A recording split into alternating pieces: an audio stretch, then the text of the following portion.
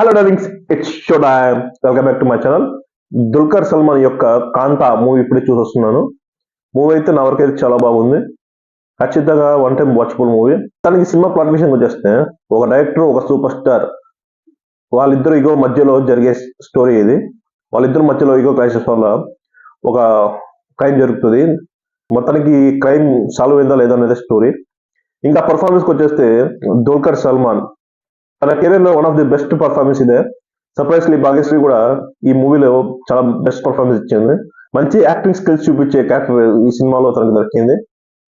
అలాగే సముద్రం మణి గారు తన పర్ఫార్మెన్స్ తో, తన బ్రిలియంట్ యాక్టింగ్ తో ఈ మూవీలో మంచి క్యారెక్టర్ చేశారు. రానా తన క్యారెక్టర్ కి జస్టిఫై చేశాడు. మొత్తానికి ఈ సినిమా స్టోరీ పక్కన పెడితే ఓవరాల్ పర్ఫార్మెన్స్ లో అందరూ ద బెస్ట్ ఇచ్చారు. ఈ మూవీలో అయితే దుల్కర్ సల్మాన్ తన యాక్టింగ్ పర్ఫార్మెన్స్ తో ఇచ్చి పడేశాడు భయ్య.